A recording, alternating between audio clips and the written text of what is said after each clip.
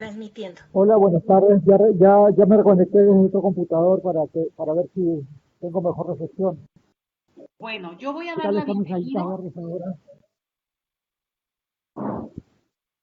Muy buenas Ok. tardes. Bueno, yo soy Leticia Calderón Chelius, profesora investigadora del Instituto Mora, y los saludo en este experimento, este ensayo de una intentona de hacer conexión con todo el continente latinoamericano y discutir temas de migración en términos, bueno, más conceptuales y también de plantear problemas actuales de la política migratoria que tenemos como región.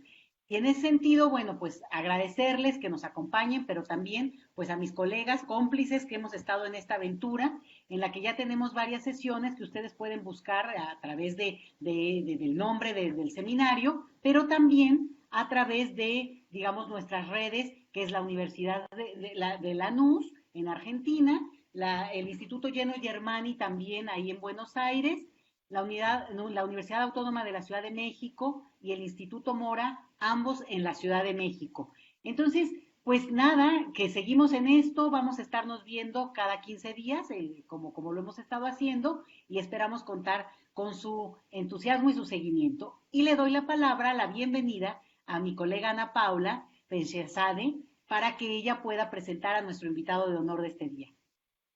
Bueno, contentísima de estar hoy acá con este invitado al que yo quiero especialmente, no solo por su calidad académica y su compromiso con las migraciones, sino también por su calidad humana, ¿sí? Es José Antonio Pérez Yediel, ¿sí? Es profesor de Derecho de la Universidad Federal de Paraná, en Curitiba, y fue y coordinó, digamos, es ex coordinador de la cátedra Sergio Vieira di Melo del ACNUR, ¿sí? Que es una experiencia bien interesante que tienen en Brasil en relación a las temáticas de refugio, que tal vez eh, el profesor Yediel quiera en algún momento contar un poco también algunas de esas experiencias, porque tiene una incursión bien interesante a nivel de su participación en procesos de institucionalización académica de la cuestión de migrantes entre sociedad civil, academia y Estado. Hay como experiencias ahí bien interesantes. Sé que su temática hoy va a girar por otros centros de la cuestión migratoria, así que no lo voy a sobredeterminar, pero profesor Yediel, muy bienvenido a este espacio de diálogo de las Américas y del Caribe. Y bueno, lo escuchamos con muchísima atención y gusto.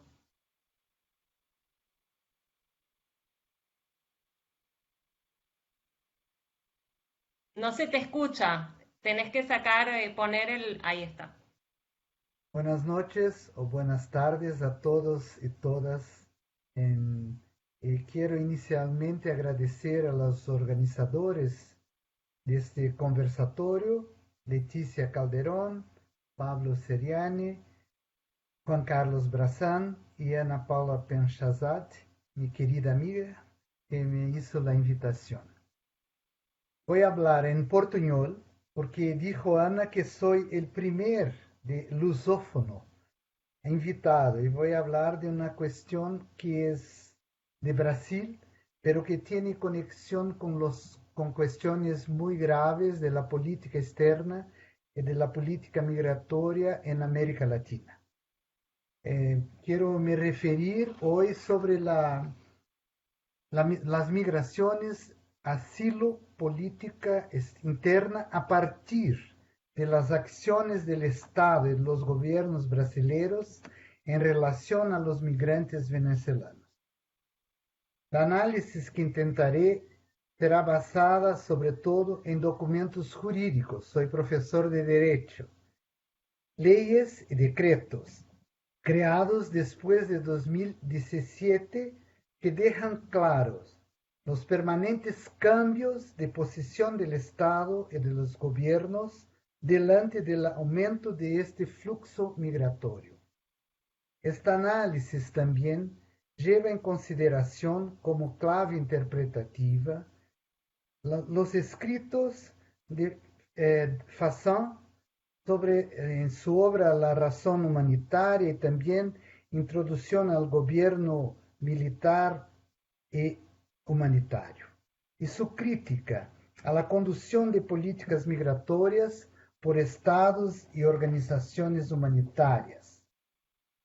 Para comprender la situación actual del tratamiento migratorio dispensado a los venezolanos en Brasil, hay que primero recordar la observación de un historiador brasileño del final del siglo XIX que dijo que la colonización portuguesa actuó en Brasil como los cangrejos, ocupando solo la orilla del Atlántico y dando las espaldas a los demás territorios y pueblos de América Latina. Escuché profesor Jorge hablando, no sé si fue Jorge que habló de aislamiento de Brasil en relación a las migraciones. En realidad hoy no llegamos a tener 1% de migrantes y refugiados en Brasil. Es que esta situación de aislamiento es muy fuerte, sobre todo en relación a los vecinos de América Latina. De esta primera observación resultan extrañamientos, desconocimientos y hostilidades con nuestros vecinos. Un segundo punto de partida introductorio resulta de la experiencia migratoria anterior, que empezó con la migración forzada, esclavización de los trabajadores africanos y se terminó con la migración japonesa en el inicio del siglo XX, para la obtención de fuerza de trabajo en la labor agroexportadora. Quiero decir que en Brasil las migraciones fueron dirigidas, que estaban comprometidas con el Estado o con los sectores agrarios exportadores en busca de fuerza de trabajo. Entonces no eran migraciones como las que conocemos ahora. En la segunda mitad del siglo XX, pocos migrantes que huyeron de la Segunda Guerra solicitaron asilo, porque el gobierno Vargas tenía una posición muy ambigua, como tenemos hoy. Brasil es lleno de ambigüedades en relación a los judíos, porque primero el gobierno Vargas estaba en la posición de apoyo al gobierno de Mussolini y de Hitler, y después se alineó con el gobierno norteamericano. Entonces la ambigüedad en relación a la migración, el asilo de judíos en la guerra fue muy fuerte. Incluso la mujer de Carlos Prestes, Olga Benario Prestes, que era judía, fue entregue por el gobierno Vargas para sus verdugos y murió en un campo de concentración. Entonces, para la gente, para toda la gente de América Latina, es una historia poco conocida, pero muy triste. Nosotros no tenemos una historia de solidaridad con los pueblos. Nosotros tenemos una historia de un Estado muy centralizado, autoritario, y por lo tanto, esta marca histórica es muy fuerte en nuestro país y en nuestra sociedad. En la década de 70 del siglo XX, la ley y el gobierno dificultaban la migración de personas, sobre todo los originarios de América Latina, de Sudamérica, argentinos, chilenos, uruguayos que huían de las dictaduras, que aquí también era una dictadura militar, civil-militar, como decimos acá, no tenían espacio para migrar para asilo en Brasil. Esta posición fuerte también se daba por razones de seguridad nacional, según la doctrina de la Escuela Nacional de Guerra, que envasó la ley llamada Estatuto del Extranjero, que estuvo en vigor hacia el año de 2017, cuando fue revocada por la actual ley de migración. Miren que hasta 2017 teníamos una ley de la dictadura militar sobre migraciones.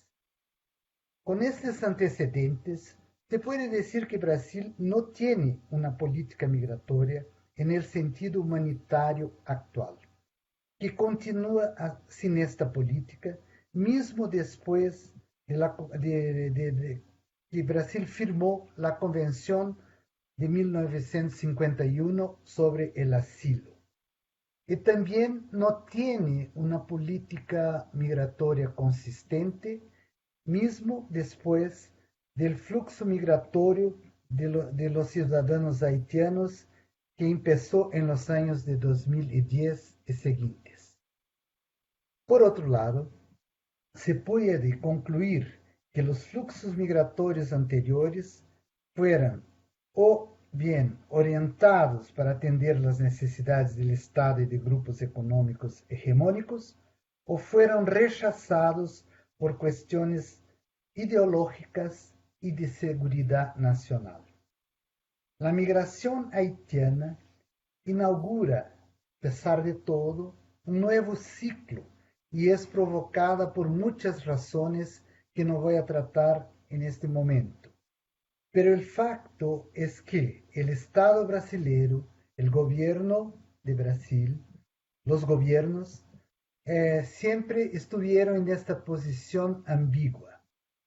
En el gobierno Lula se invocaron razones humanitarias y con base en las directivas de la Declaración de Cartagena, instituyó en Brasil la visa humanitaria, que tornó más simple y rápida la entrada y la permanencia regular de los haitianos en Brasil. En este momento, Brasil estaba muy próximo de avanzar en la cuestión migratoria, pero hubo unos contratiempos que enseguida voy a hablar. La migración haitiana y la visa humanitaria van a servir como una especie de espejo para el tratamiento de la migración venezolana. Pero su generosidad va a ser permanentemente asombrada por razones de Estado envasadas en la retórica de la crisis y de la emergencia que cambian según la política interna y externa de los gobiernos en los 4 últimos años. Además, es necesario atentar que esta retórica de la crisis resulta en un revigoramiento de la doctrina de seguridad nacional y pone de nuevo, nuevamente, en el escenario de la migración venezolana el ejército nacional. La migración pasó a ser un tema que involucró los militares muy fuertemente en la actualidad. Este conjunto discursivo, crisis, emergencia, seguridad, presente en los decretos del Ejecutivo Nacional y del gobierno del Estado de Roraima. Brasil es un Estado federativo, ¿no? Por donde ingresan, en Roraima, ingresan el número más expresivo de venezolanos, encuentra un campo fértil en el imaginario social. Quiere decir que la crisis y la emergencia siempre son vistas como producidas en Venezuela y que vienen hacia el Brasil. El imaginario social, entonces, encuentra un lugar muy propicio para estas ideas nacionalistas, conservadoras, y en el estado de Roraima y en sectores conservadores de la política nacional, haciendo crecer la violencia y las acciones xenófobas contra venezolanos. El flujo migratorio venezolano actual empezó fuerte en 2015, cuando hubo solo 821 solicitaciones de asilo por ciudadanos venezolanos.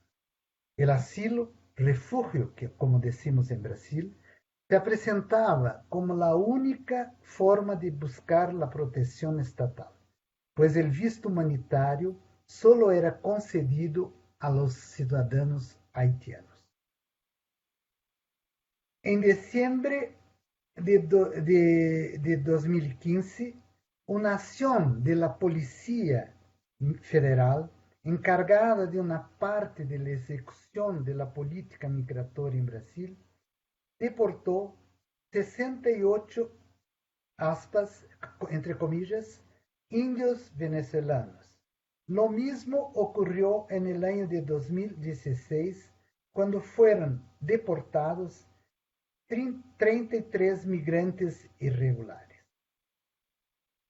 Caetano Veloso, un cantante brasileño, dice en una de sus canciones que el primer indígena muerto por los colonizadores fue en el estado de Bahía. Y podemos parodiar Caetano y decir que el primer venezolano deportado fue un varal en el estado de Roraima. Esta acción de la Policía Federal revela no solo aspectos obscuros de la política migratoria actual, sino también de la política tradicional del Estado brasileño en relación a los pueblos originarios.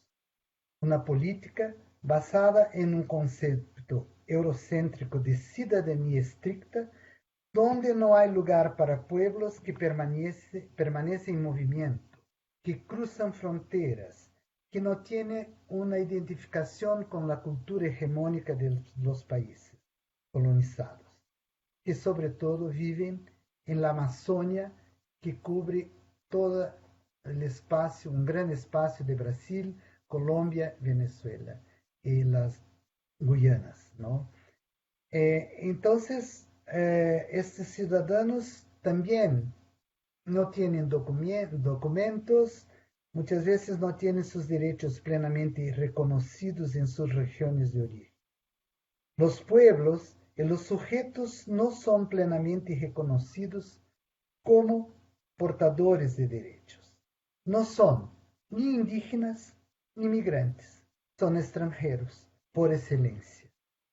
Sin ley ni rey, como decía la expresión medieval portuguesa.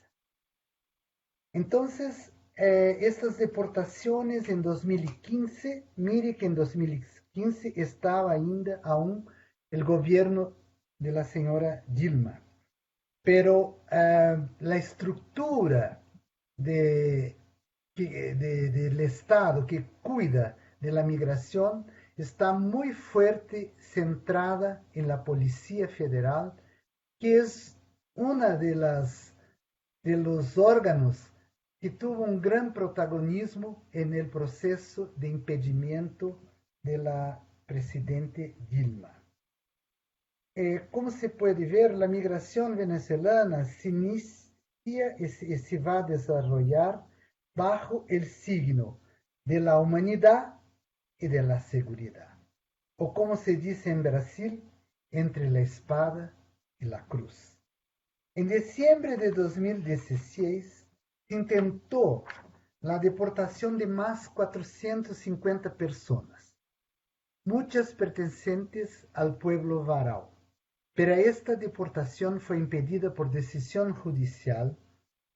Lo interesante es que la fundamentación jurídica de la sentencia invoca la inobservancia del debido proceso legal, pero no menciona en ningún momento ni la condición de migrantes, ni del debate sobre la cuestión indígena de los pueblos originarios, ni el principio de non-refoulement.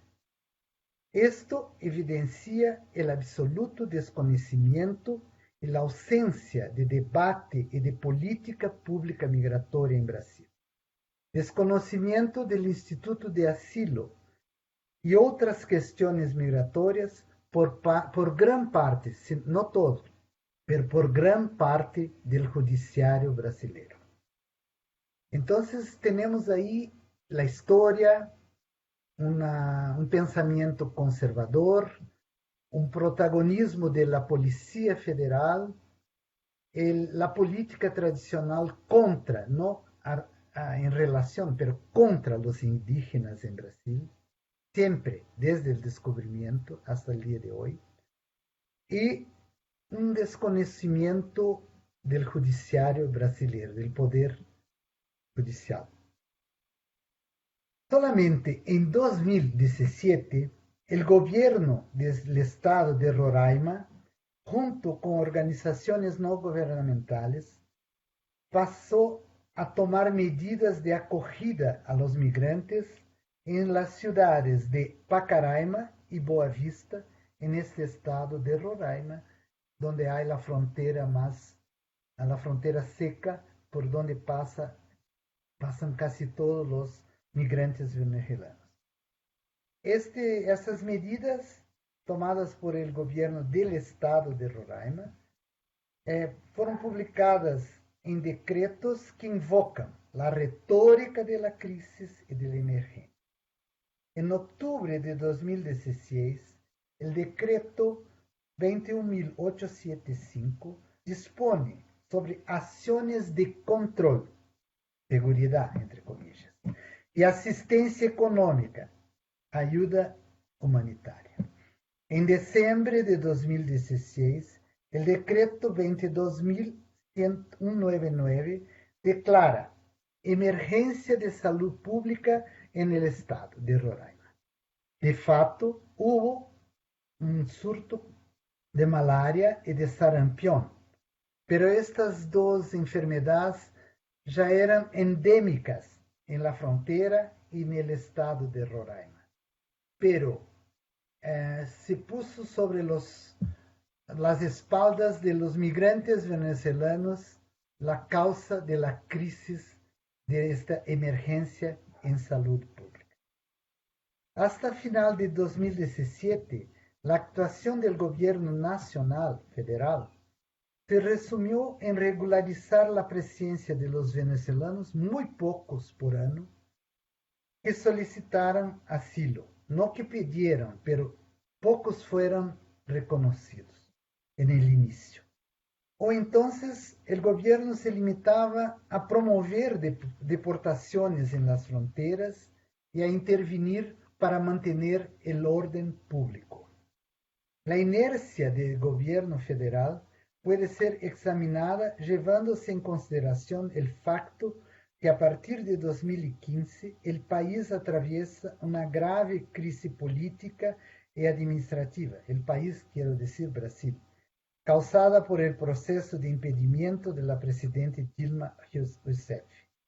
Se puede sumar a ese facto político, a esta crisis, ahí sí una grave crisis política interna, el desconocimiento y las diferentes posiciones políticas en el interior del Ministerio de la Justicia, donde la Policía Federal, por un lado, veía la migración venezolana como una amenaza, y de otro lado, el Consejo Nacional de Migración del Ministerio de Trabajo, que fue extinto por el gobierno Bolsonaro, no tenemos más un Ministerio de Trabajo en Brasil, y el Consejo Nacional de Refugiados, que está en el Ministerio de la Justicia. Entonces había una diferencia en el interior mismo del Estado brasileño, de los órganos implicados en las migraciones, en el asilo, refugio, posiciones distintas. Mismo después del proceso de impeachment y la ascensión del gobierno Temer. Esses dos consejos dialogan aún con el ACNUR, con la OIM y otras organizaciones humanitarias y buscan soluciones de acogida y de integración de la población de migrantes venezolanos en Brasil. En febrero de 2017, más una vez, el gobierno federal publica otro decreto que reconoce la situación de vulnerabilidad de los migrantes venezolanos. Propone acciones de asistencia emergencial para la acogida en la frontera y atribuye la vulnerabilidad de los venezolanos a una grave crisis humanitaria en su país. Ahí ya se ve una posición política del gobierno Temer en relación al gobierno de Venezuela. Estas medidas, con esta racionalidad subyacente, es la expresión de una posición política del gobierno Temer, que tomó el poder en consecuencia del golpe político que produjo el impedimento del presidente Dilma y que se opone al gobierno Maduro. Pero este gobierno Temer aún mantiene la retórica de los derechos humanos y la política de solidaridad con los migrantes. Esta dualidad que marca la actuación del gobierno Temer en la cuestión migratoria venezolana resulta en una decisión positiva que por medio de una resolución normativa del Consejo Nacional de Migración de febrero de 2017 concede residencia temporaria para todos los venezolanos con bases en el Acuerdo de Residencia de Mercosur por lo periodo de un año.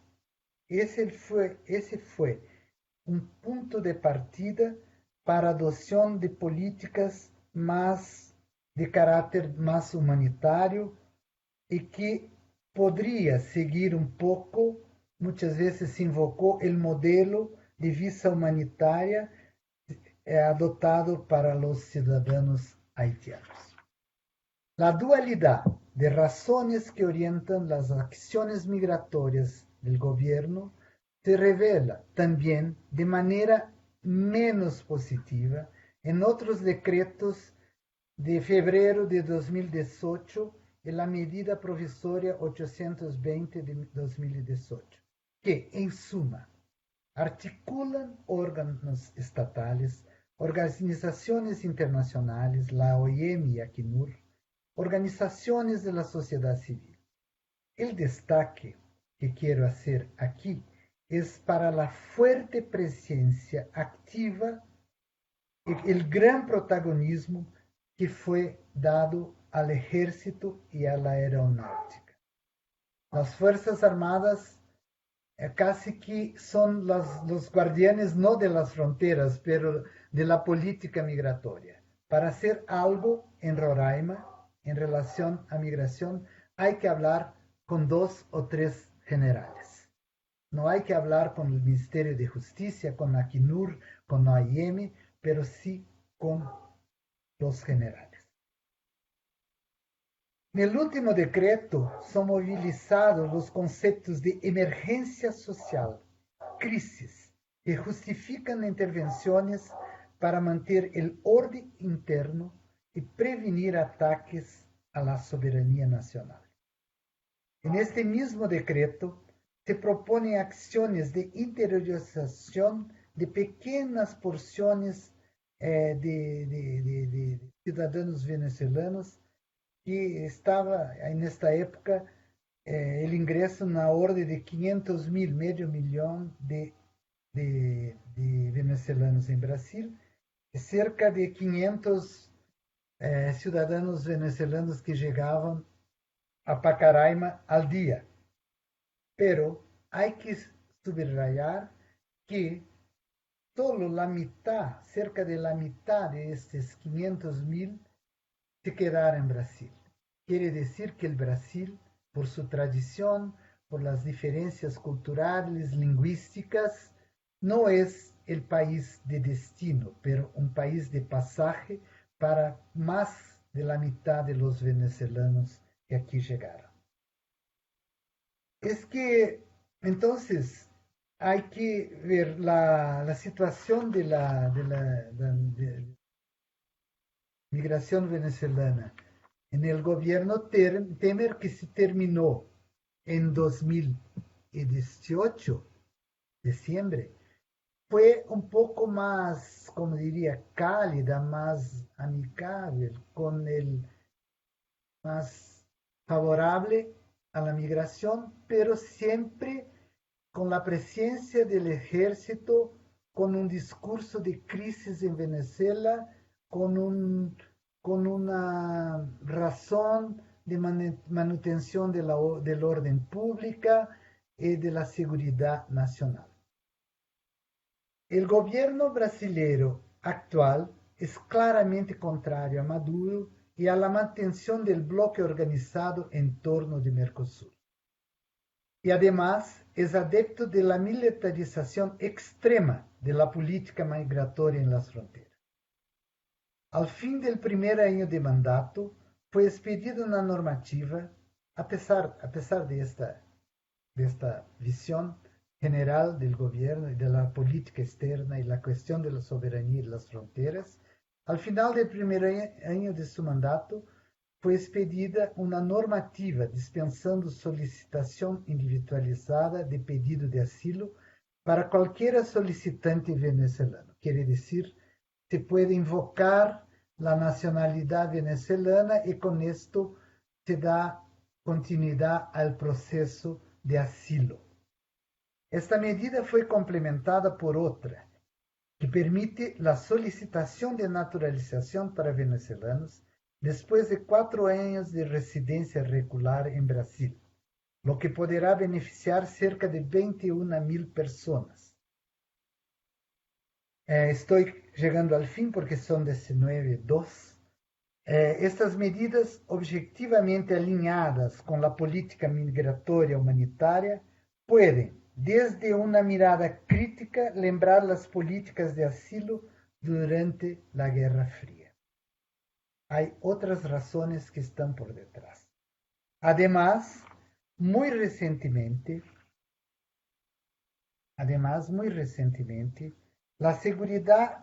la retórica de la seguridad nacional y la actuación de las Fuerzas Armadas en la Amazonia se expresó por medio de ejercicios de guerra.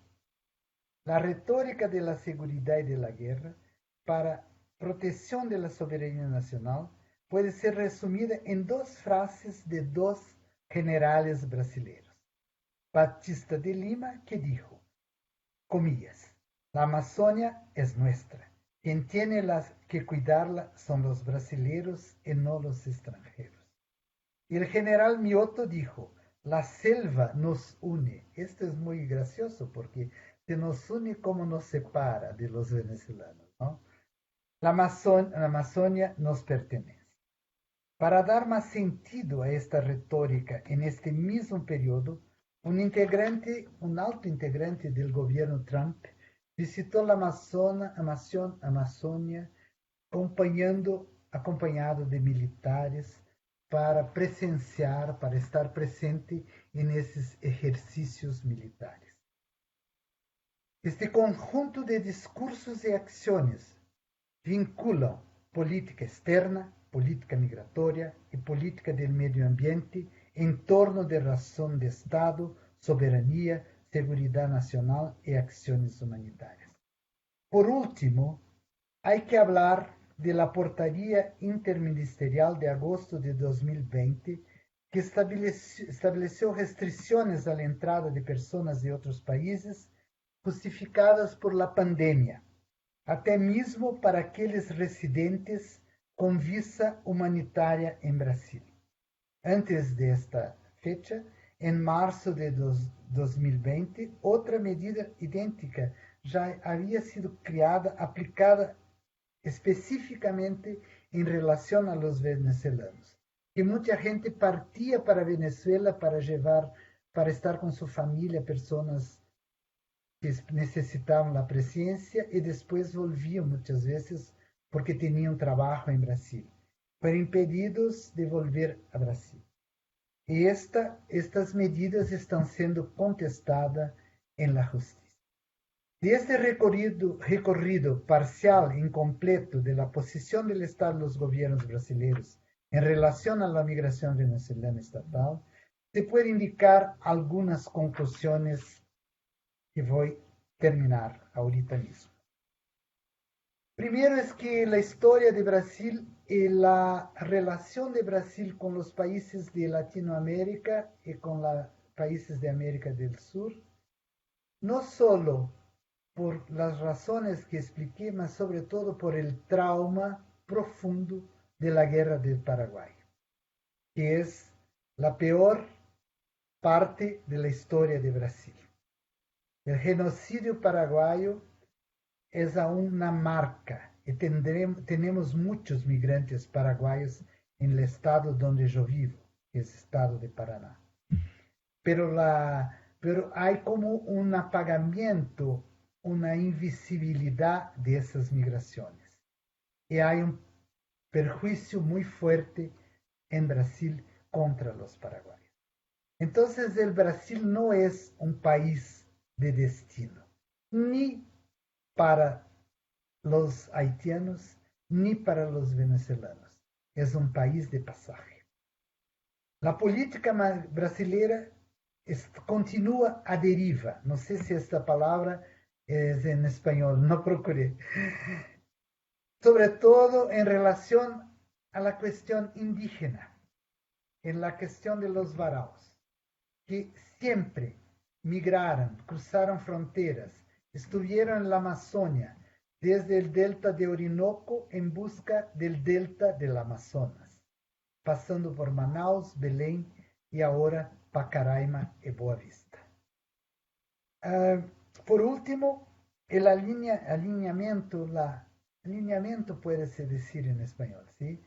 De la política externa brasileña y de la política migratoria del gobierno Bolsonaro con el gobierno Trump, causó una mudanza más fuerte, más radical en este cierre en relación a las migraciones, sobre todo otras migraciones donde no hayan interés, cuestiones políticas que puedan cambiar la posición de este gobierno.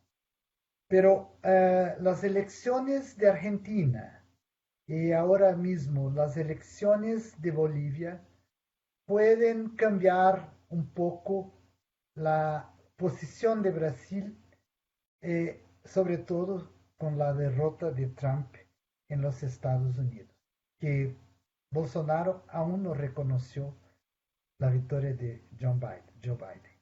¿Sí? Creo que es el único del mundo, no sé. No sé si el mexicano también, el presidente de México, reconoció.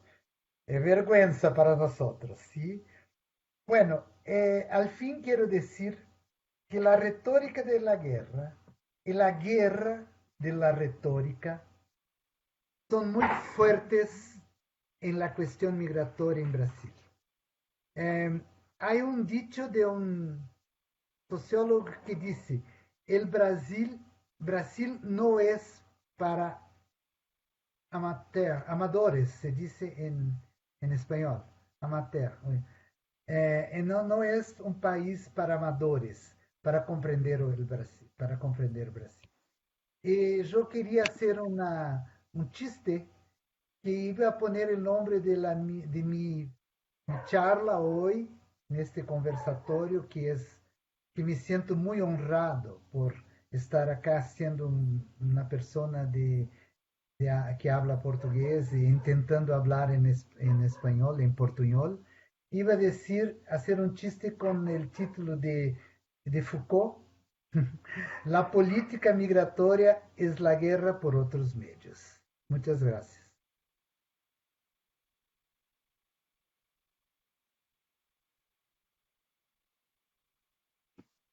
Pablo.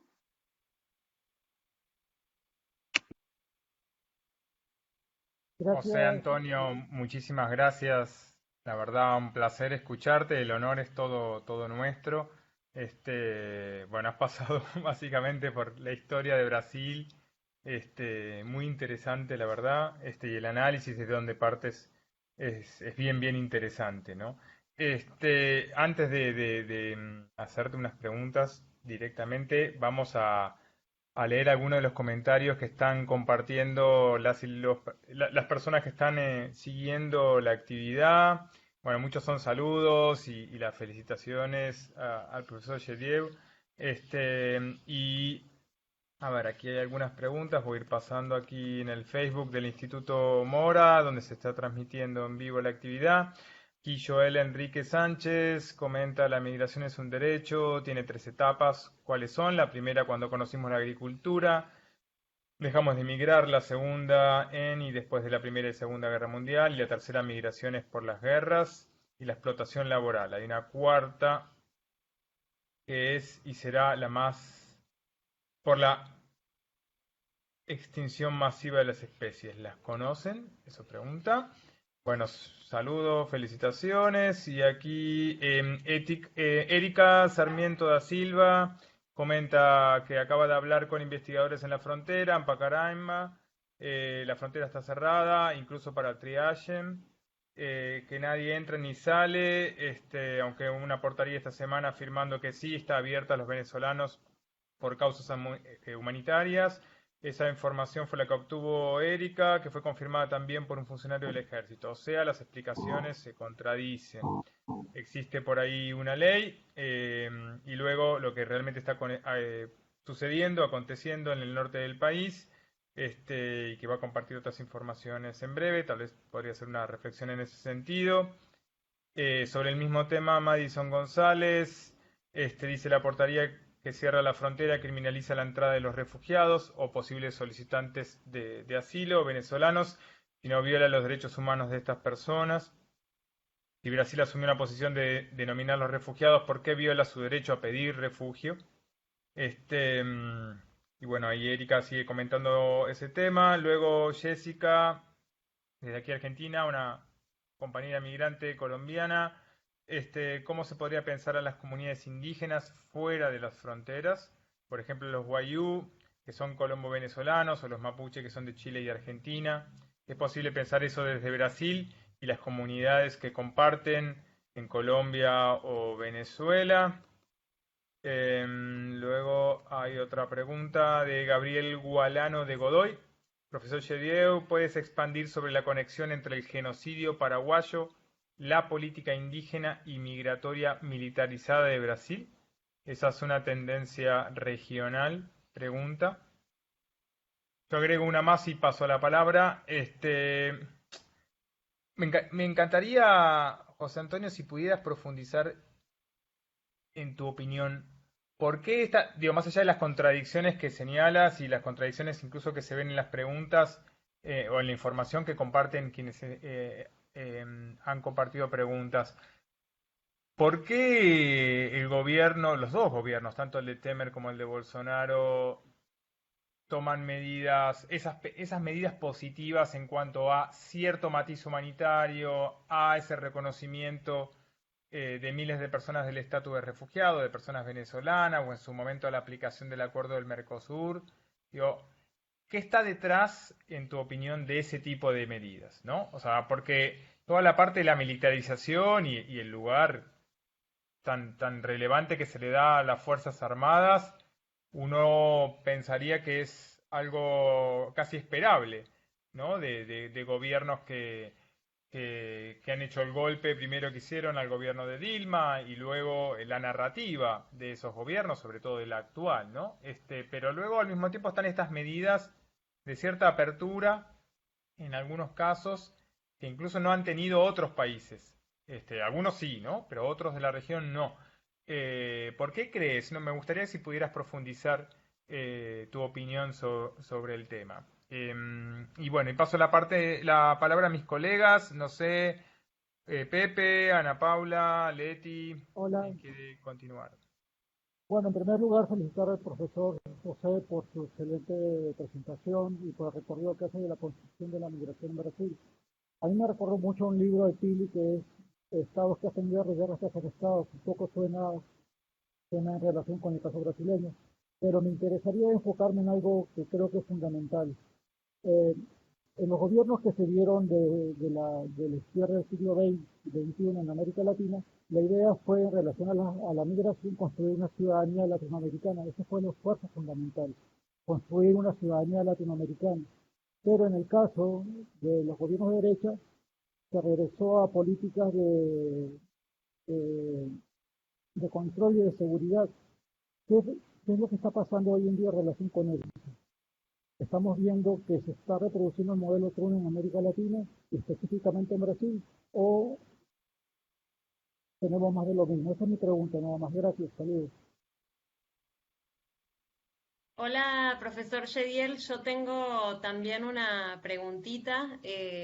Me gustaría tal vez que pensar, ¿no? Ya que este también es un espacio para trascender, ¿sí? Las categorías, o que intentamos trascender las categorías clásicas sobre las cuales se piensa la migración, la frontera, incluso, digamos, las lógicas estatales.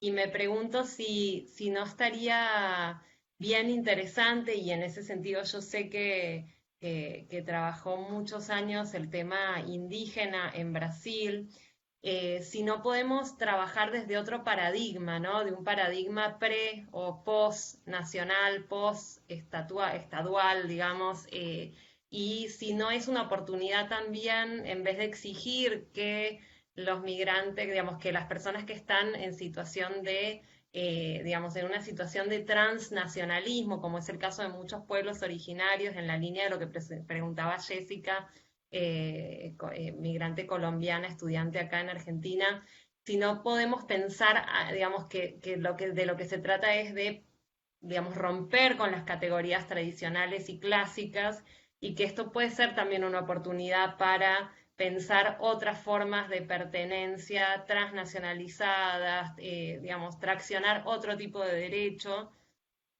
que parta, por ejemplo, no de la idea tradicional de individuo, persona, propiedad, sino otros tipos comunitarios un poco más, estoy pensando en algo ayornado, no estoy diciendo simplemente tomar el derecho, digamos, comunitario, originario, sino ver si desde ahí no podemos pensar algo diferente, ¿no?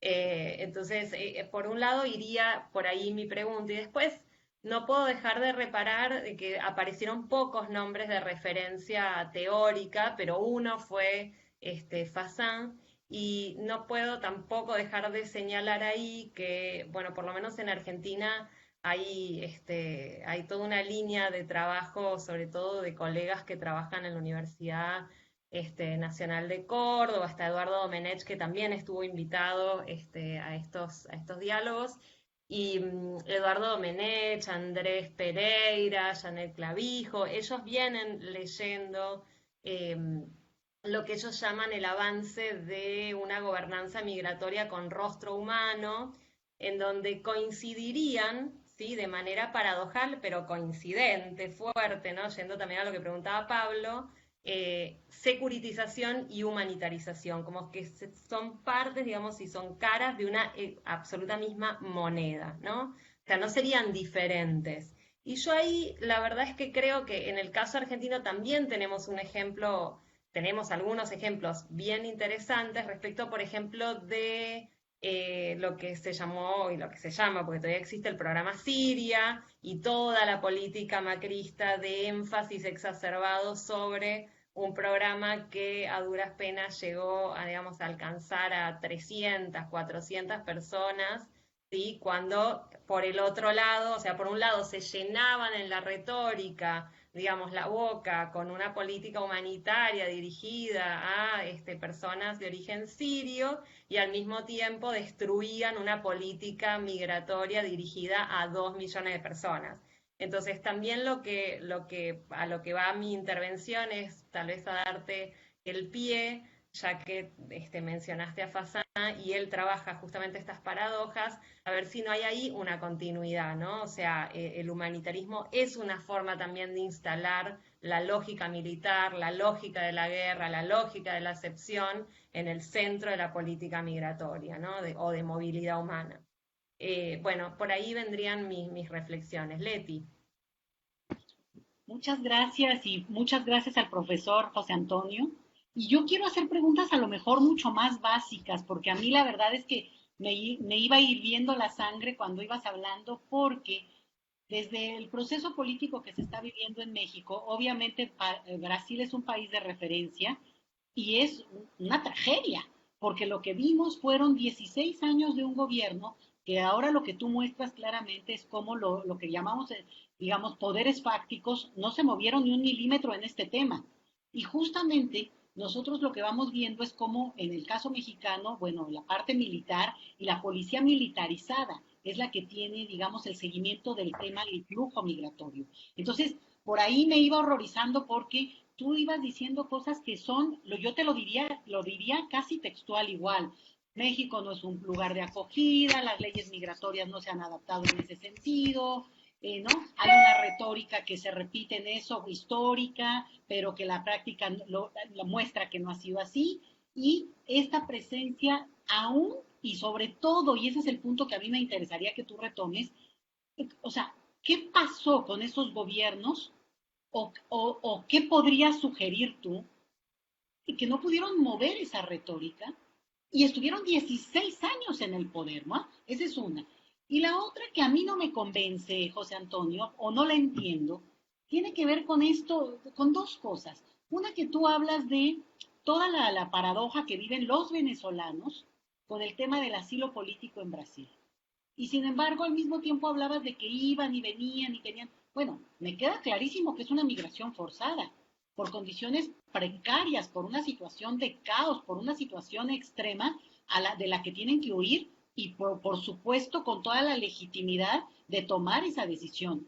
Pero cómo jurídicamente, y ahí tú que eres profesor de Derecho, ¿cómo acreditan esa condición para otorgarles asilo político y en todo caso no otra categoría? Porque esa es una pelea fuerte acá en términos legales, ¿no? Entonces, bueno, cuando tú dices, tienen así la condición de asilo, pero van y vienen, bueno, acá se perdería, pues, ¿no? O sea, entrarían en esa disputa. Entonces, además, la parte esta de venezolanos, como que entiendo, y con esta sería la última cosa que yo también te digo que no la entiendo, no la capto, dices, bueno, Brasil es un país de tránsito.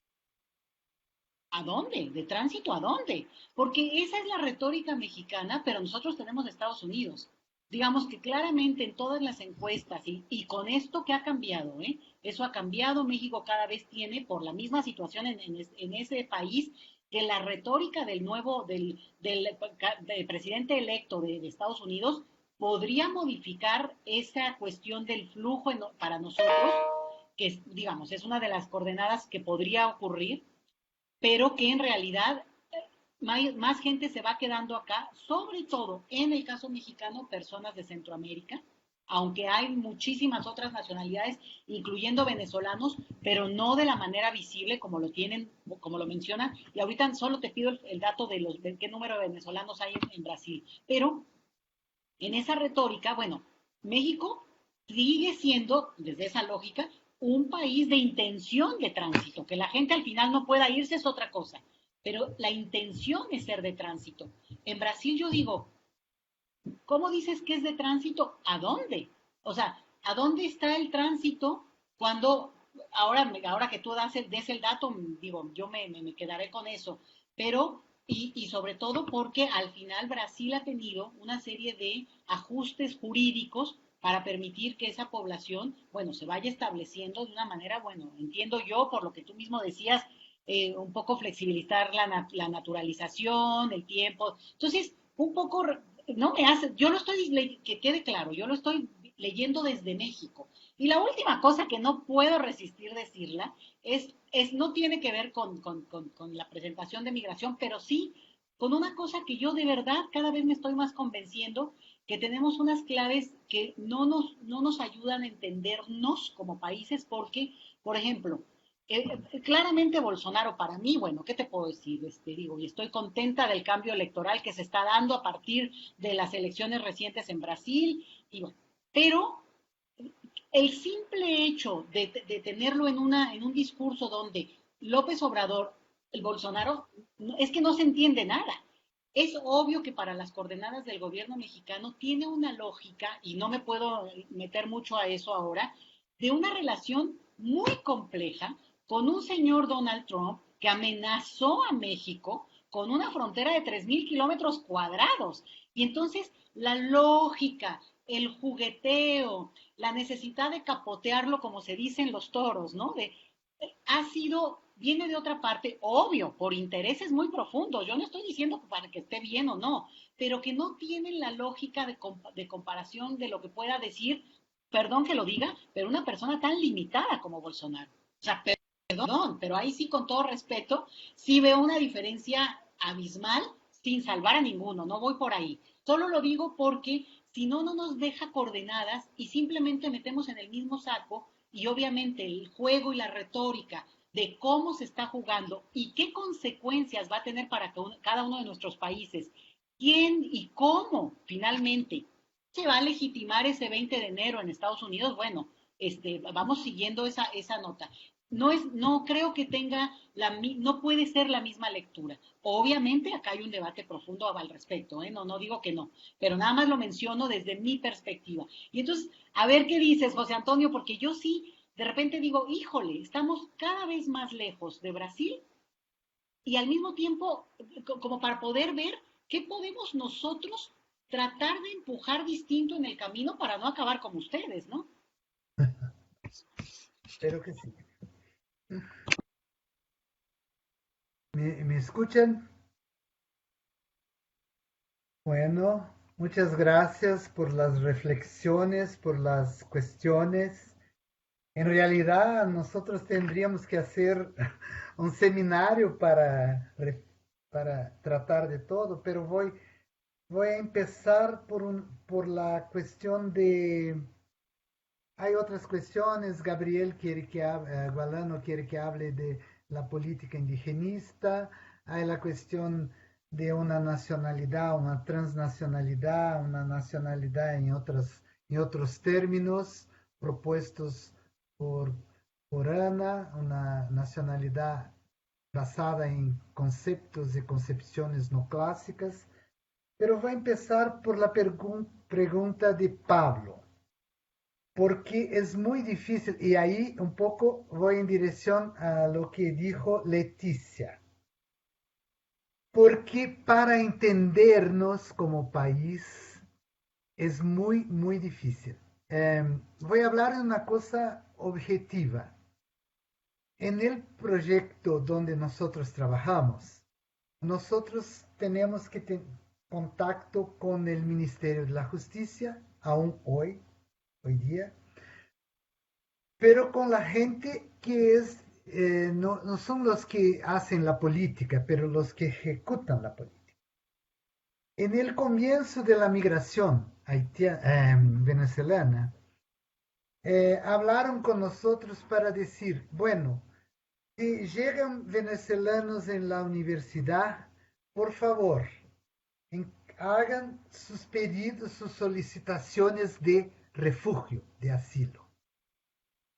Como nosotros, profesora Tatiana, yo y otras personas, leímos esto. El gobierno Temer y los sectores conservadores de Brasil quieren que el número de personas venezolanas con asilo sea grande para justificar que hay una crisis política fuerte en Venezuela, porque la posición de la política era contraria a estos gobiernos. Esa es una explicación. Lo que ocurre es que la gran parte de los venezolanos que venían al sur de Brasil, estoy bien al sur de Brasil, en una distancia como Lisboa y Moscú de Roraima. Y es un viaje de 10 días por ómnibus, de 5 horas por avión. Esto es terrible, ¿no? Estoy en el sur, esta gente está en el norte. Las personas que llegaban en la universidad, los venezolanos, bueno, una gran parte venía para revalidación de diplomas universitarios.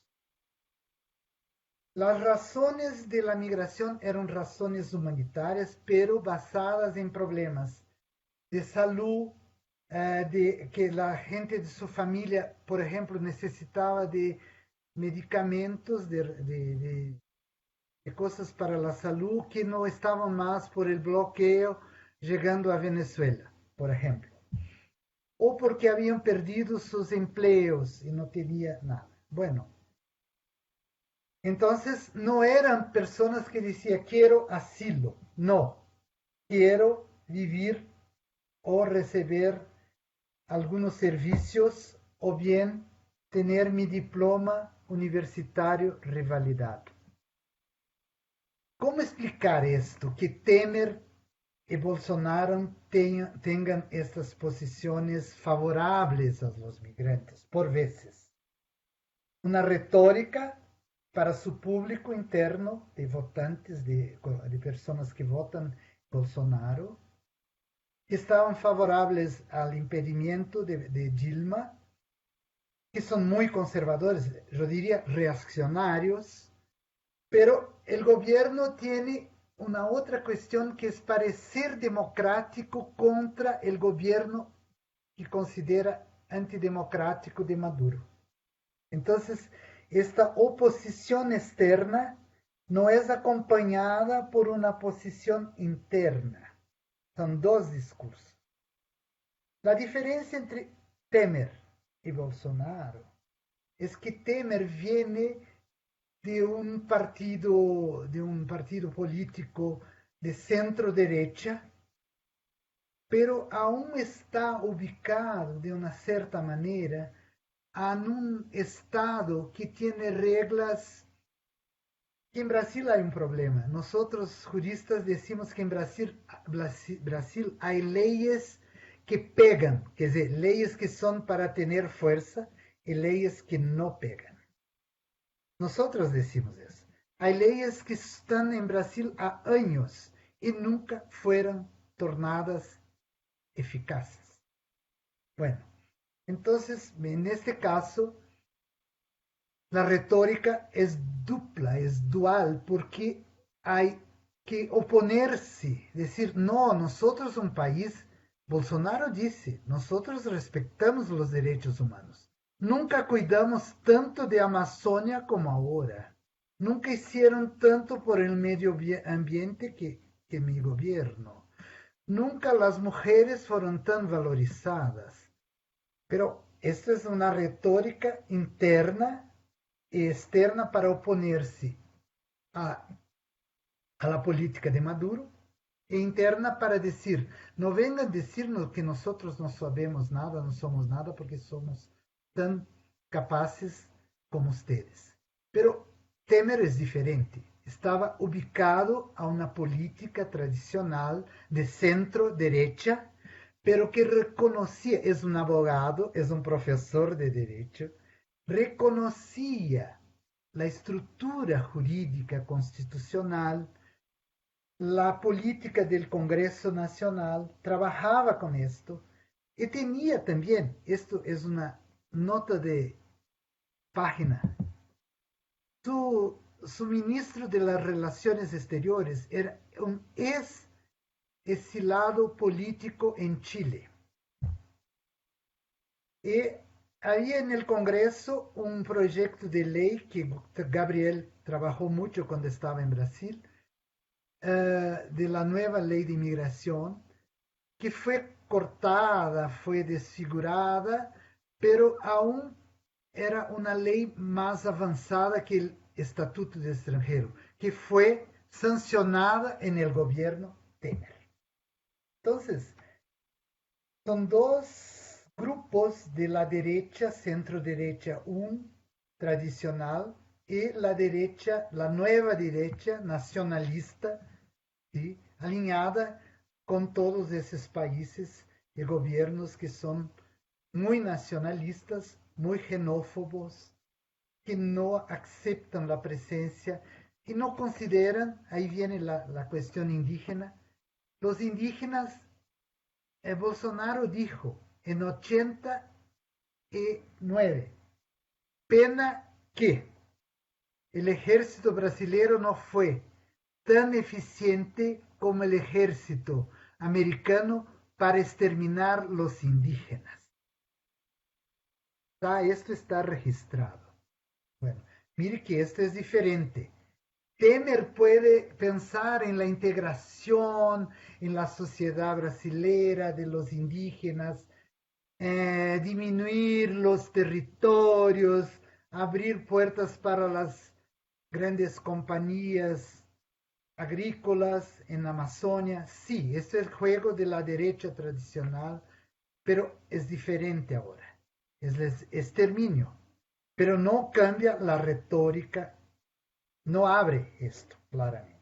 Bueno, entonces para explicar un poco para Pablo, para responder a Pablo, esta contradicción que es muy difícil de explicar, pero es muy claramente en las acciones que son siempre desconectadas.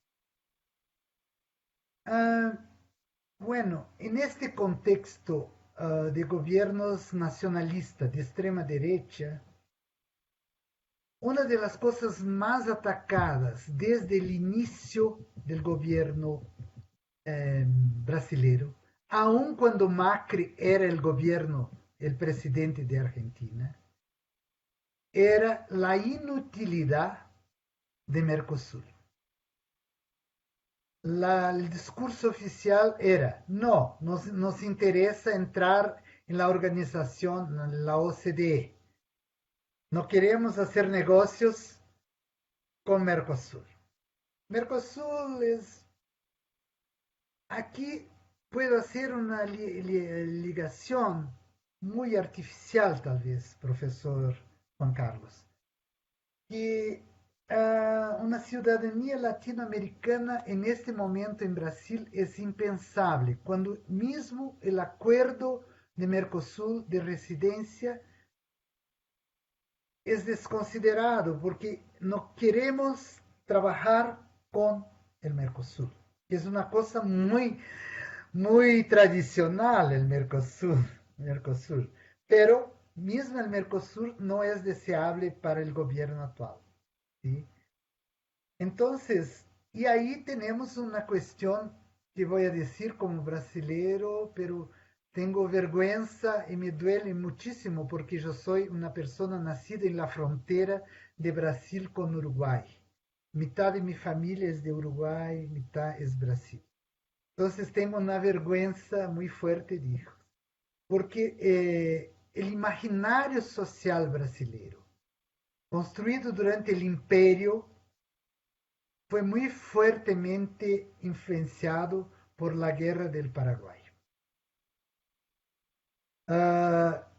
La política externa británica de Inglaterra creó una, una situación de división muy fuerte con el Paraguay como amenaza para el Brasil, y nosotros tuvimos el protagonismo muy fuerte en la guerra de Paraguay, y desde ahí, desde este periodo, estamos más una vez de espaldas para América del Sur, para América Latina. Entonces, no se piensa en Brasil como perteneciente a la América. Claro que no en la universidad, en los sectores de la izquierda, de centro izquierda, en sectores democráticos. Pero hay un senso común que no somos iguales a la América que habla español. La lengua nos divide, pero no es la lengua, es el imaginario. Entonces, es muy difícil pensar en una ciudadanía a partir de Brasil, pero podemos pensar a partir de aportes teóricos que vienen de otros lugares. Pero es muy difícil pensar en una ciudadanía latinoamericana o una ciudadanía transnacional como propuso, como habló Ana. Sí, Ana habló y ahí quería hablar en mi charla, pero no lo hice. Acá también se dicen que son campos de acogida, que son lugares para abrigar la gente que llega muy cansada, muy pobre. Pero hay una organización, si ustedes miran los campos de acogida en Pacaraima, en Roraima, hay una organización muy cerca de los campos de refugiados. ¿Sí? Entonces la propuesta macrista que no fue adelante, gracias a Dios, se hace de una manera muy suave en Brasil. Esto es otra diferencia que tenemos en Brasil. Hacemos cosas horribles de una manera muy imperceptible. Todo sobre el signo de la acogida, de la solidaridad, de la ayuda humanitaria, pero en realidad para una gran parte del Estado brasileño, ya no digo del gobierno solo, los venezolanos son un problema, porque están en la frontera, porque tienen que buscar ocupación donde no hay, porque el Estado es muy pobre, muy distante, con una población muy pequeña. Y hay que interiorizar a esta gente. Y hubo entonces esas acciones de interiorización. Y ahí quiero hablar un poquito del problema levantado por Leticia. Que los haitianos de Brasil, que vinieron a Brasil, una enorme cantidad se fue. Porque llegaron en el momento que teníamos una tasa de desempleo de 4%. 4%. Y ahora la tenemos en 13%. Pero no es real, sabemos que es más. Para los jóvenes, para los hombres jóvenes negros, es mucho, muchísimo más do que 13% de desempleo. Entonces los haitianos vislumbraban sí quedarse en Brasil, pero las condiciones del país no ofrecen la posibilidad de las personas pensar en el futuro. Muchos se fueron a Chile, a México, a Canadá, otros buscan llegar a los Estados Unidos, a Francia, a España. Entonces hay una movilidad que sí, Brasil se presentó como en este momento, en los años 2010, como un país de destino, donde se podía se quedar, construir una vida, en fin, estar muy bien, pero ahora ya no lo es y la gente está saliendo muchísimos. Yo estuve en Chile el año pasado, encontré 2 o 3 haitianos que vivieron en Curitiba. Y también encontré un venezolano que tenía venido a Brasil y que ya estaba en Chile 3 meses después. Pasan por Brasil. Hay un número muy grande. Hay estos que se quedan, pero no es un número expresivo, porque el país no ofrece condiciones de trabajo, condiciones sociales, condiciones políticas. Hay una xenofobia creciente en Brasil con la crisis del empleo. Entonces, los puestos de trabajo que eran ocupados por muchos extranjeros ahora están siendo reivindicados por brasileños. No, me di cuenta cuando Leticia habló de una, ¿cómo se dice? Es una trampa en esta expresión, un país de pasaje, porque se puede sí utilizar esto como una retórica para que no se piense en una permanencia en el país y diga, bueno, te viene, te acogemos y te vas, ¿sí? No te quedes acá que no es este lugar. Y me parece que sí, Leticia, tienes razón, porque puedes apropiar como se apropia del discurso humanitario. Y ahí yo creo que la obra de Fassan nos deja muy claro que son como gemelos, como dos caras de una misma moneda, el discurso humanitario y el discurso de la seguridad. Siempre están juntos. Por eso se organiza, por eso se clasifica, por eso se da a unos asilo y a otros visa humanitaria. Y ahí Leticia me dijo, no entiendo. No, los que se van y vuelven tienen visa humanitaria, no son asilados. Los asilados no pueden salir. Pero no son más do que 9 o 10 mil, no sé cuántos. Todos los asilados en Brasil son muy pequeños porque para recibir el asilo se lleva 2, 3, 4 años desde la solicitación, porque el Ministerio de la Justicia tiene una estructura muy pequeña para millares de solicitaciones. Y no hay un órgano migratorio en Brasil.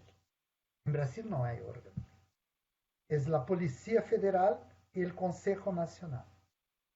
Todo pasa por el Consejo Nacional en Brasilia, donde las personas en nuestro proyecto de la Universidad Federal de Paraná hicimos un convenio con Ministerio de Justicia para hacer entrevistas, ¿cómo se dice eso? Entrevistas. Entrevistas por a distancia, acá en Curitiba. Porque, ¿cómo irse a Brasilia si estás como asilado o solicitante de refugio o bien como migrante? Es muy caro. Brasilia son 27 horas de acá, 37 de Porto Alegre. Entonces, ¿cómo irse? Por ónibus. Hay que comer, hay que quedarse, no hay donde. Avión es muy caro. Entonces la gente solicitaba, pero tenía que ir a Brasilia para hacer las entrevistas. Entonces hicimos una acción de hacer entrevistas con el Ministerio de la Justicia y con traductores de la universidad o mismo con personas sirias como Ana, creo que conoció Amer, que servía como intérprete para los sirios, que no hablaban portugués, imagínense. Y ni los funcionarios públicos del CONARE hablaban árabe también. ¿Cómo se entendían? Muchas veces por inglés, pero no todos hablaban inglés, ni los funcionarios, ni los sirios. Otra lengua más próxima, español tal vez, algunos. Pero no tenían traductores. La justicia del trabajo no tiene traductores. La Policía Federal no tiene traductores. Entonces, estas medidas contradictorias de ampliación de un visa de permanencia para los venezolanos también, y ahí respondiendo nuevamente un poco la pregunta de Pablo, interesa a la estructura del Estado, porque retira del Estado el peso de los procesos de asilo. Se simplifica para los dos lados. Se da un visa de permanencia y después se resuelve qué vamos a hacer con los venezolanos, para no tener este peso muy grande de trabajo en una estructura pública muy fraca, muy débil. Entonces, esta es otra razón de la contradicción que Pablo me cuestionó. ¿Sí? Entonces, ahora me olvidé de todas las cuestiones que me fueran. Yediel, yo tengo una pregunta que así te dejo pensar las otras preguntas o te la reemplazo por una nueva pregunta que tiene que ver con, a mí me pareció muy interesante esta medida de la naturalización y te quería preguntar si tuvo algún tipo de efecto, si sabes a cuánta gente llegó, si hay gente que pudo obtener la naturalización por esa vía o no. De esos 21.000 que estaban previstos, ¿cuánta gente finalmente accedió a la nacionalidad brasilera? Y después, justo estaba Madison González, que está estudiando temas de integración de población venezolana en Curitiba, estaba diciendo que en sus entrevistas las personas, todas las personas dicen que, también contestando un poco a Leticia, están de paso, ¿no? Están de paso, y sobre todo que lo que buscan es juntar algo de dinero para poder saltar, ¿sí?, a otro destino, ¿sí? Preferentemente Argentina, Uruguay y Chile, me parece que me estaba diciendo. O sea, ya quedan en un lugar intermedio logran asentarse mejor. Y me parece que respecto de la población haitiana, por esto que vos contabas también, que los destinos son un poco más lejanos, mucho más costosos, tal vez pasó lo mismo con la migración haitiana, ¿no? Una de las cosas que a mí me llama y me viene llamando mucho la atención en la investigación que está haciendo Madison González es que esto tiene que ver también con lo que contaba Eduardo Taller, y me parece algo para pensar, un hallazgo, ¿no? Respecto de como si se hubiese descompuesto el elemento social de la migración, ¿no? Hay algo ahí como medio en el límite de la sociabilidad. Y en el caso de lo que venía trabajando Madison, una de las cosas que ella muestra es que las personas no tienen prácticamente vida más allá del trabajo o del estudio, es decir, que no se producen redes más intensivas, más sociales, ¿no? O sea, en el sentido más pleno de la palabra de social, y que las personas realmente, o sea, los venezolanos tienden a ser fagocitados por una lógica de producción, ya sea académica o de mercado. Muy, muy, muy tomados y me pregunto, ahora escuchándote también, Yediel, si no tiene que ver con esto que vos también estás poniendo sobre el tapete, que es esta idea de que Brasil, por su idiosincrasia, por su lengua, por sus problemas, por su nacionalismo, su xenofobia, y ahora por Bolsonaro, que calculo que también es una variable que uno duda, ¿no? De quedarse en un país donde todo tiembla y donde hay tanto malestar social, ¿no?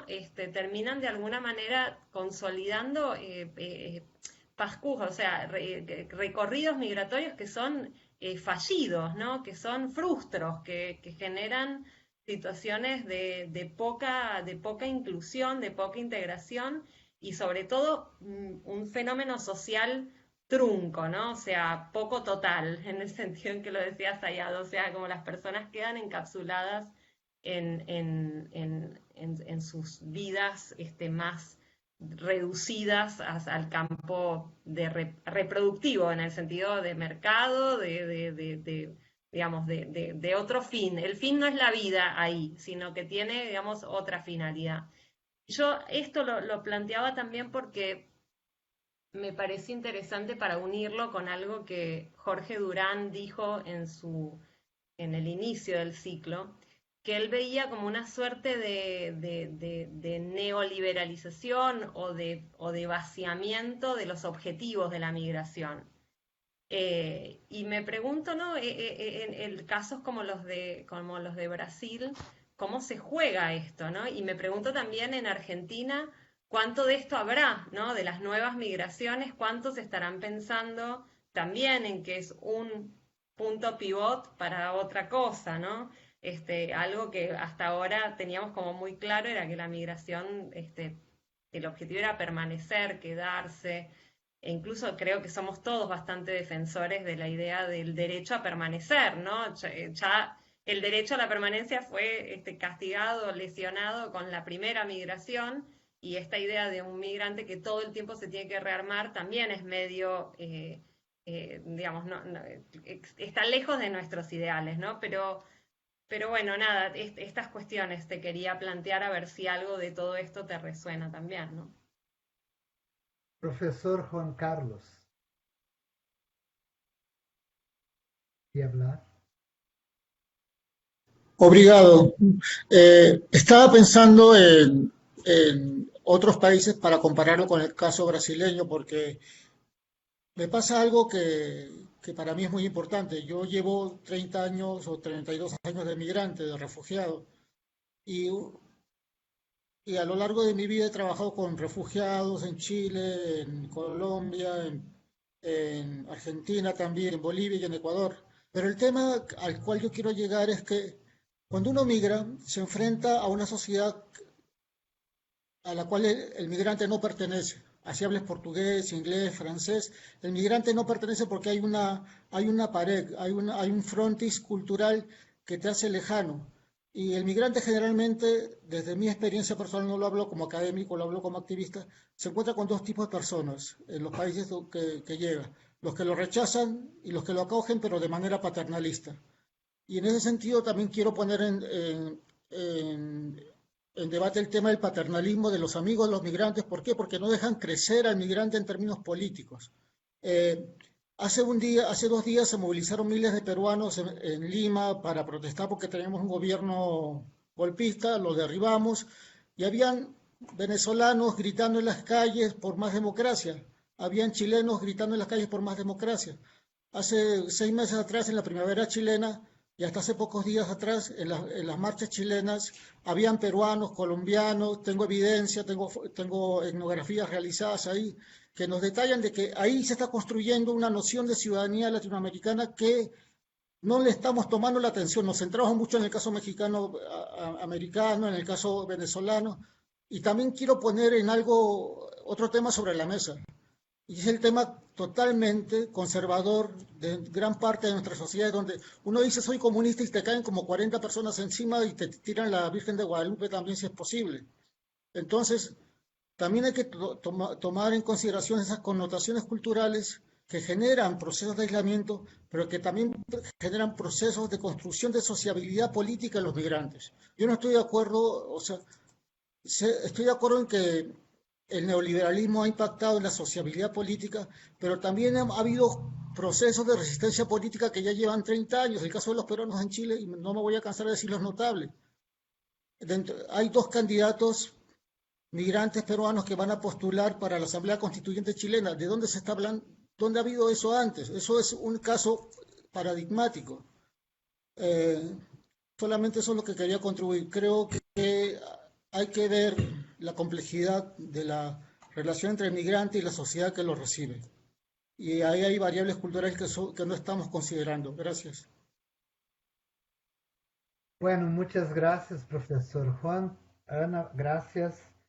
Voy a José, empezar diciendo que, diciendo que es muy bueno escuchar a alguien que habla de la esperanza, la posibilidad de construcción de una sociabilidad diferente, de una política construida a partir de los movimientos sociales, con la cooperación, con la presencia, con el protagonismo de refugiados y migrantes.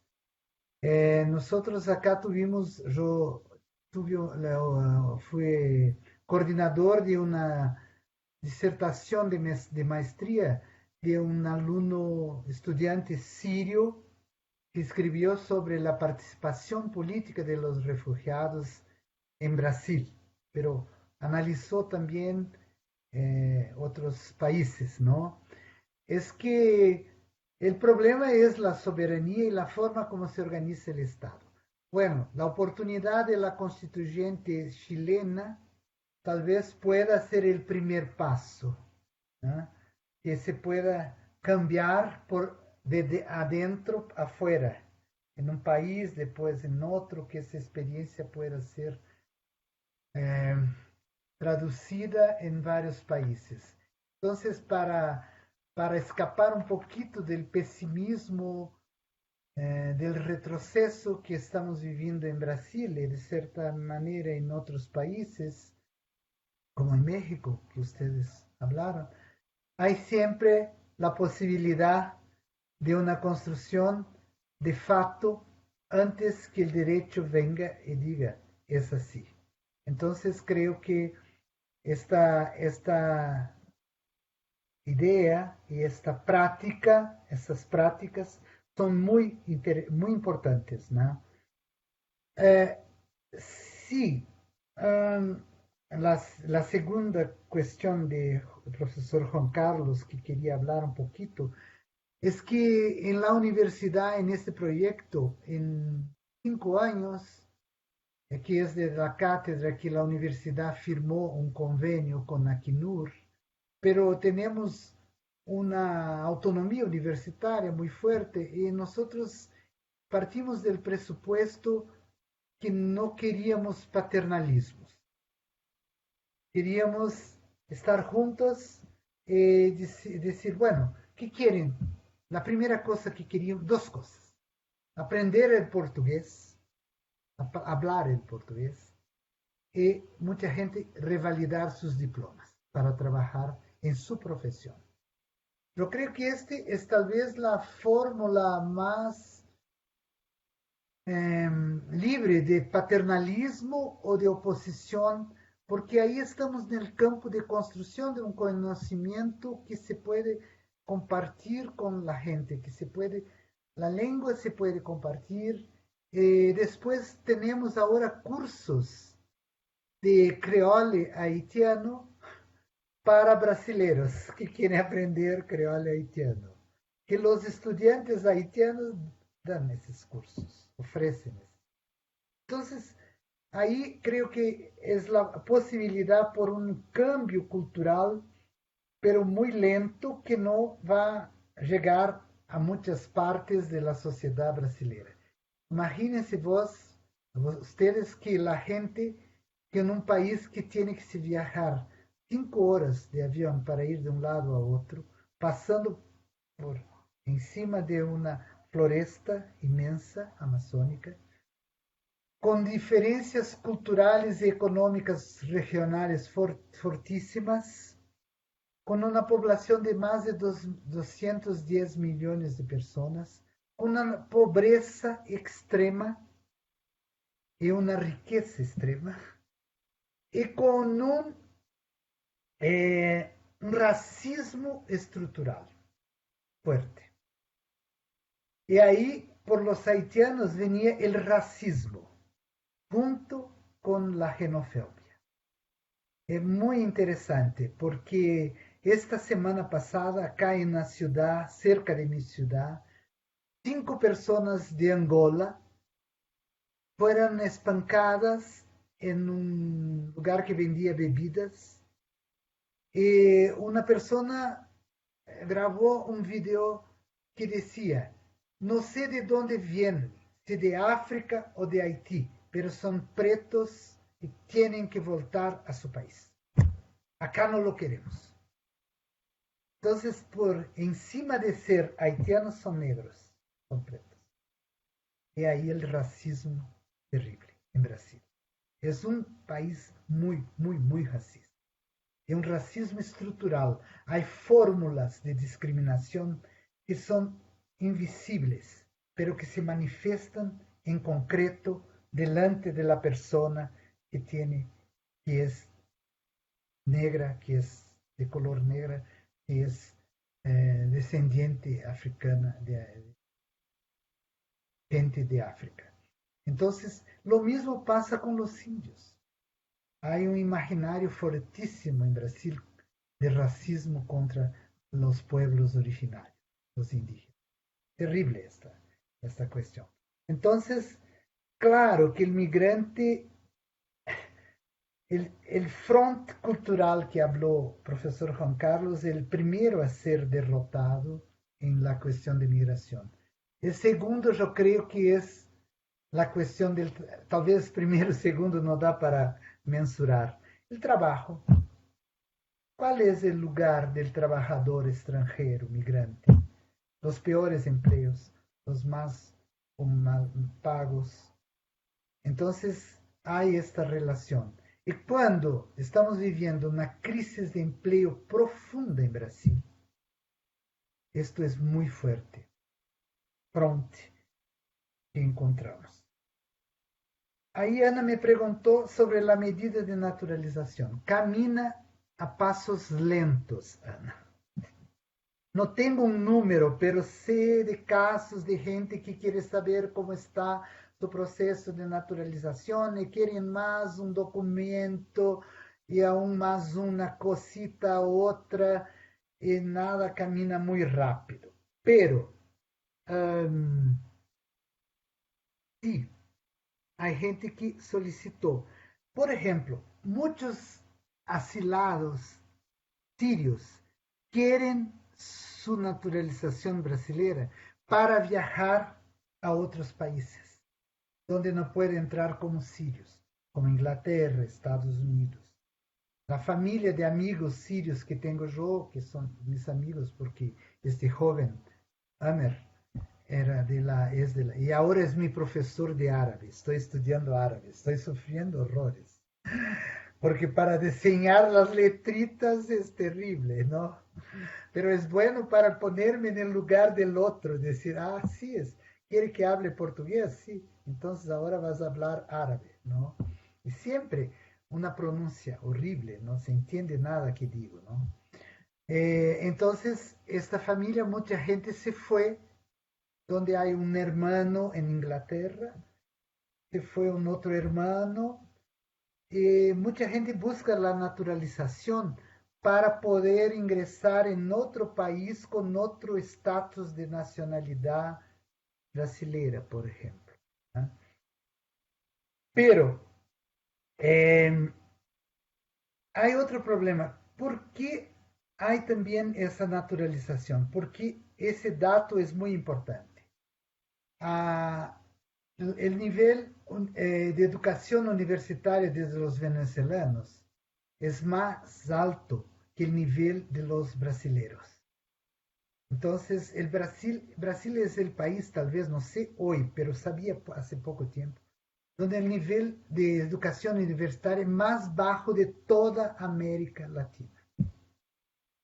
La universidad hace el gobierno Fernando Henrique, vamos a poner así, con la política de cuotas y después con la profundización de esta política en el gobierno Lula, la universidad era un privilegio, no era un derecho a la educación. Era un privilegio para las clases medias, más ilustradas del sur y más en las clases altas. La universidad no era como en Argentina, algo que las personas, no sé en México, pero conozco bien Uruguay y Argentina, donde las personas casi naturalmente, unos sí, otros no, pero era posible. En Brasil, los pobres decían, esto no es para nosotros, para llegar a la universidad, porque tenemos un examen que hace una inversión. Los estudiantes pobres no entran a la universidad pública, que es la de mejor calidad. Los pobres tienen que trabajar para entrar en universidades pagas privadas y tener cursos con más baja calidad. Y los estudiantes que vienen de buenas escuelas entran en la universidad pública, que es mejor y es gratuita. Entonces, pero siempre hay la amenaza, como ahora, de cobrar la educación superior en la universidad pública, como hicieron en Chile, ¿no? Si no me equivoco. Entonces, es muy compleja esa naturalización. Sí, hay personas que quieren naturalizarse para quedarse en Brasil. Hay personas que quieren naturalizarse para después salir de Brasil con un pasaporte brasileño. Y hay personas que el gobierno quiere capturar para el mercado de trabajo porque son trabajadores calificados y hay ya estudios sobre esta mano de obra venezolana en Brasil. Entonces, son un conjunto de factores que no puedo afirmar con clareza porque no son objetivamente, claramente expuestos, pero que se puede imaginar a partir de algunos casos y de algunas experiencias y de algunos números que hay sí esta permanente. Y es la contradicción que Pablo mencionó antes, porque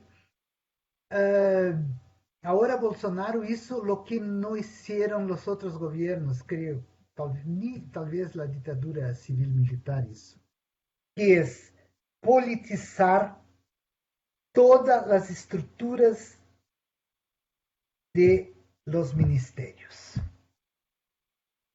Ellos dicen claramente, tenemos que cambiar el Ministerio de Medio Ambiente, está lleno de comunistas. El Ministerio de la Justicia está lleno de defensores de derechos humanos. El Ministerio de Educación está lleno de personas que adoran Paulo Freire. Y así van. Y dicen eso en la red social. Hay que cambiar la estructura interna de este ministerio porque está en la mano de los comunistas. Mire que ahora el gobernador de São Paulo, que es de la alta burguesía paulista, postaron una figura de este hombre con una máscara, acá con la bandera china, y dijeron que Doria era comunista para las elecciones municipales. Hay el fantasma del comunismo. Esto es obra de la dictadura civil-militar. Crear un fantasma del comunismo en Brasil. La clase media brasileña tiene miedo del comunismo. En un, ¿cómo se dice? Un acto fallo, un acto fallo, un acto falso. Fallido. ¿Cómo? Acto fallido. Un acto fallido de un reporter. Estaba jugando Rusia con otro país.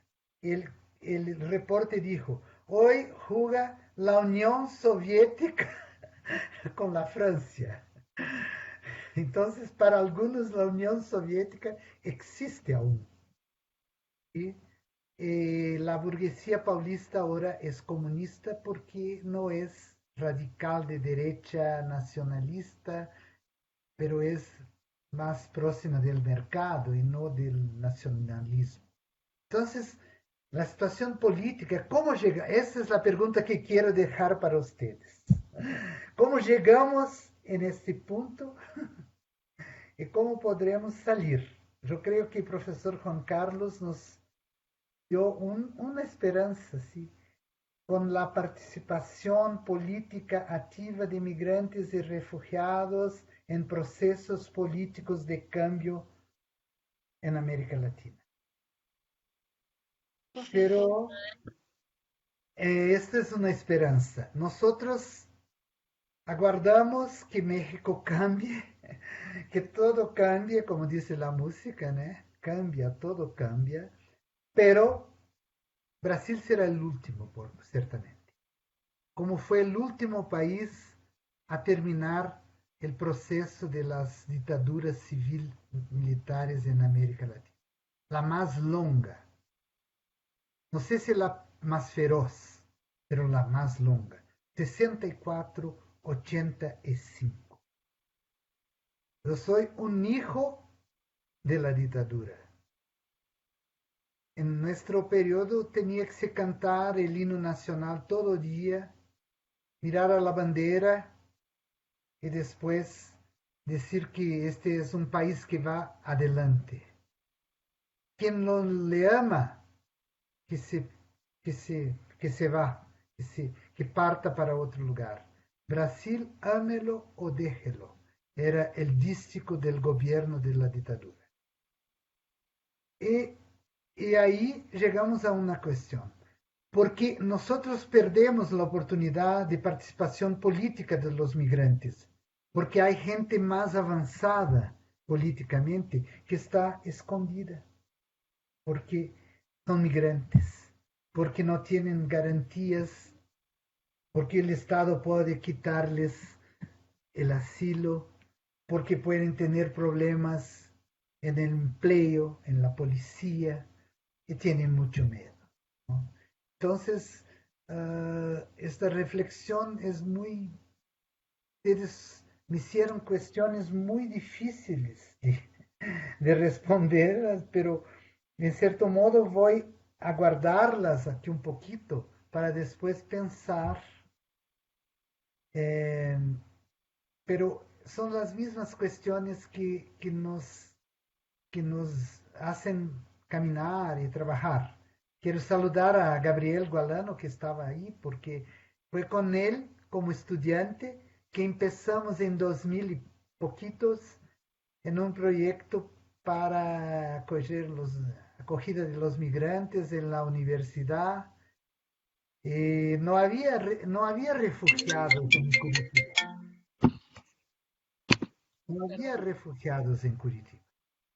Solo migrantes de América Latina, algunos muy invisibilizados.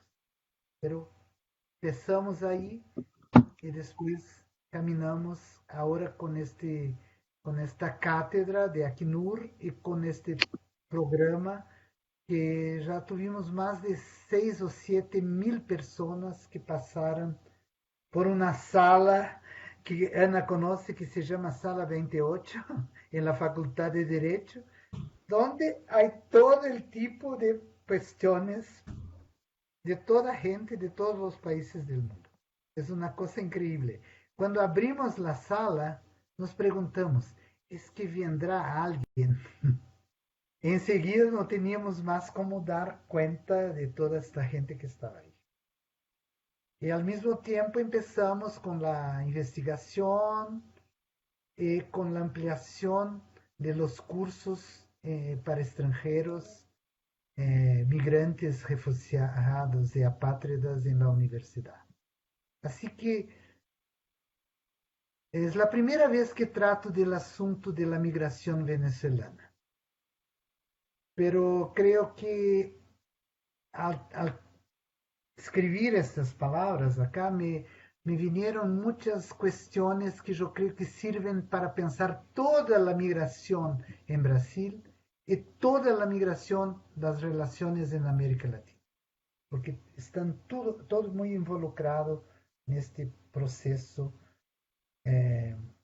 de migración venezolana y su complejidad política, su distanciamiento cultural, lingüístico,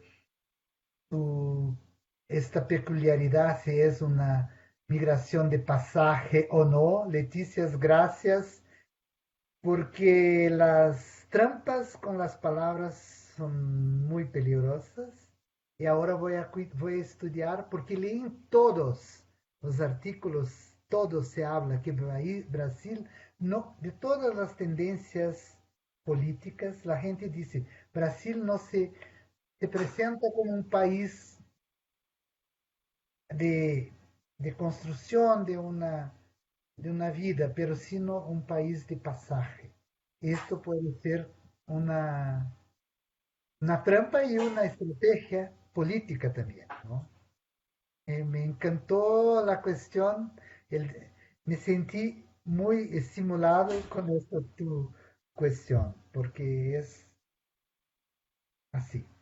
Y por último, Profesor Gediel, ya está, pobre. Veo que estás dando, no, no hace falta que contestes a todo.